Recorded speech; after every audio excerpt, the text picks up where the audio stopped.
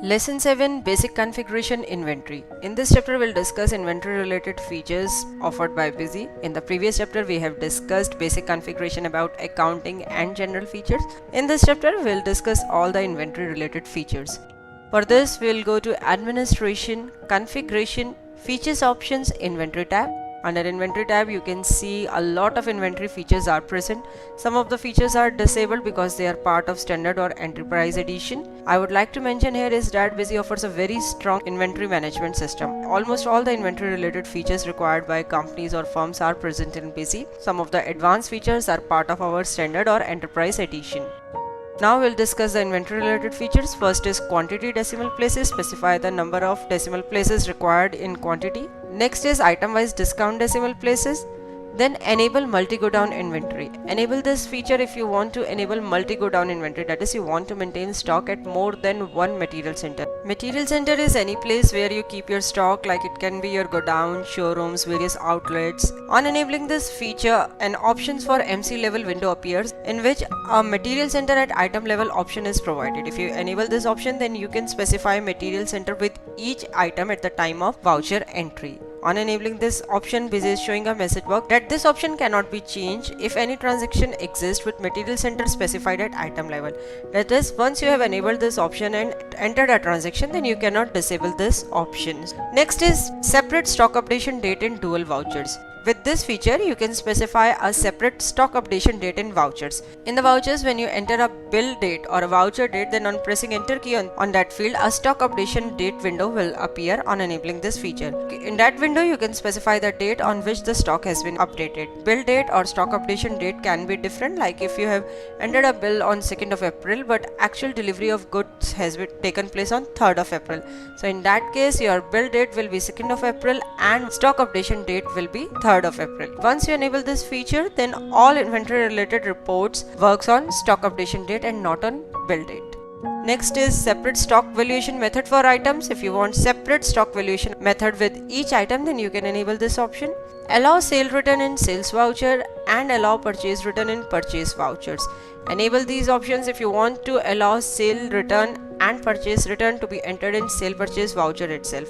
Basically, on enabling this option, you can specify the quantity returned by the customer in the sales voucher itself by putting a negative sign before it. Quantity entered with a minus sign or a negative sign will be treated as quantity returned. It's a very good or powerful feature. In the same voucher, you can enter the quantity sold and the quantity returned. Next is validate sale return with original sales and validate purchase return with original purchase. If you enable these options, then while entering sale return or purchase return vouchers, a validate window will appear in which you can specify the original bill number. Basically, Busy will cross-check the amount entered by you, the quantity entered by you in the return vouchers with the original bill number, and if there is some discrepancy, Busy will show an error message.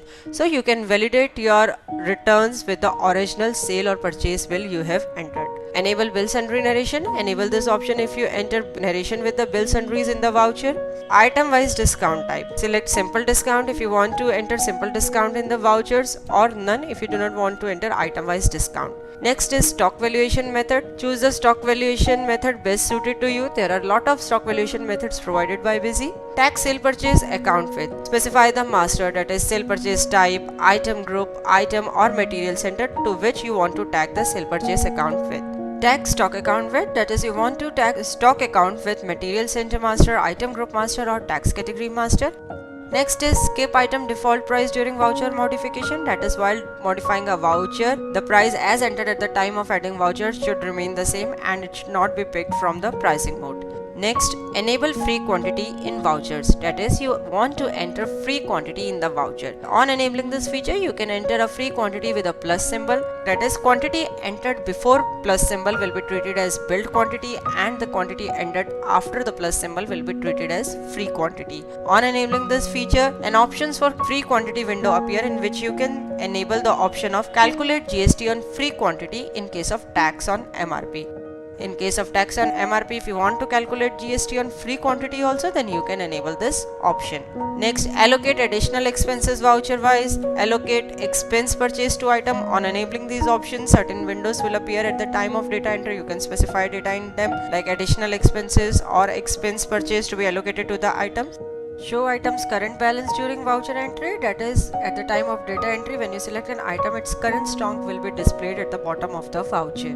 Maintain drug license. Enable this option if you want to enter drug license number of your company. On enabling this option, two fields, drug license number 1 and drug license number 2 will be activated. You can specify the drug license number of your company in those fields.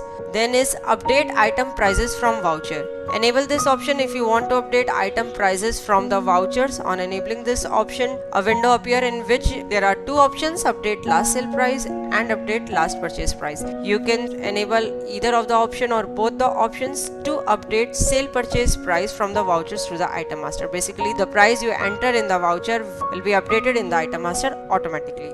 Do not maintain stock balance. Under this option, you can specify that you do not want to maintain stock balance in any of the items, or you want to maintain stock balance for all the items. Then you will select the option as not applicable, and in this option varies from item to item. Then you can select the at item level option, that is you can specify with each item that whether you want to maintain the stock of this item or not. You must be thinking here, why not to maintain the stocks? I'd like to tell here you is that this option is useful for services item. In case of services items, generally you do not have the need to maintain the stock balance. Item wise markup type, not required or simple markup. And then is item pricing modes in voucher, very important feature. On clicking this button, you can specify the pricing modes for sales voucher and purchase voucher. Pricing is a critical and very important part of any business. With this feature, you can specify the criteria from which the prices are to be picked automatically at the time of voucher entry. First is show parties last prices in sales voucher and show parties last prices in purchase voucher. That is the party you have selected at the time of voucher entry, and the prices at which you have sold the item to that particular party only will be reflected in the voucher. On enabling this option, a window appears in which you can specify that you want to check transactions unit wise also. Next is last item price.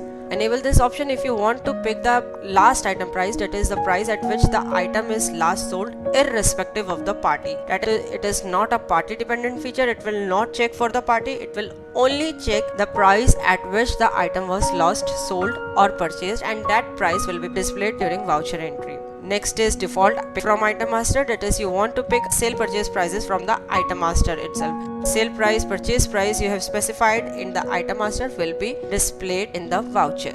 Above pricing mode applicable to price, MRP, discount, markup or both. And then is treat MRP as sale price. Enable this option if you want to treat MRP as the sale price. So these are the various pricing modes available in Busy. You can select them as per your requirement. Click save button to save the inventory related features.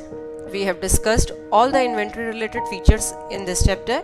At the end of the chapter, exercise is also provided. You can view it on the screen and attempt it also.